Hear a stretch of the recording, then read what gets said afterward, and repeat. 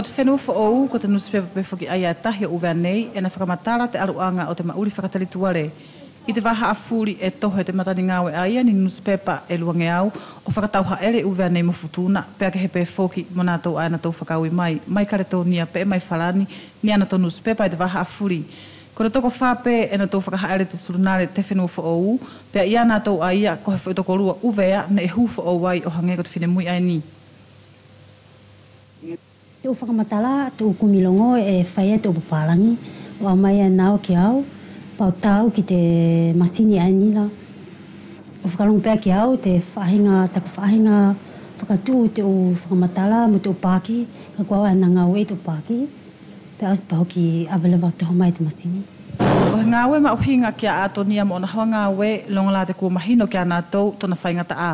Tā whito la ko te toko lua whipe e whiara ka nātou lau te surunare, ka ko te toko hong furumani ma whi tupu whakila ai mauri i o tō talituare. E au whiwhai ta ngā ue, e longo pēta na whainga ta ia ka au lele i au, mana koa e au whiwhai te tā masini. Ko te whenua whaou e lahi o na whainga tā ia i te whahai whara, ka e kua mahino mai te whainga tana kau ngā ue, ke toi langa ia ki orunga he kua whakalongo pē ki tona tauroto mā lohi mo whaakātaki, pēr mo whia ngā ue whoki ki te hahai o te motu. Ko ia na tau hoko atu pēr nai tana tau whainga, he ko numelo whoki a e hongfuruma fitu o te whenua whaou, kua toho taru te aha hongfuruma nima o te speri ko hili, uhi ai pē ko tana tau tui mo whalala ki tana tau ngā ue.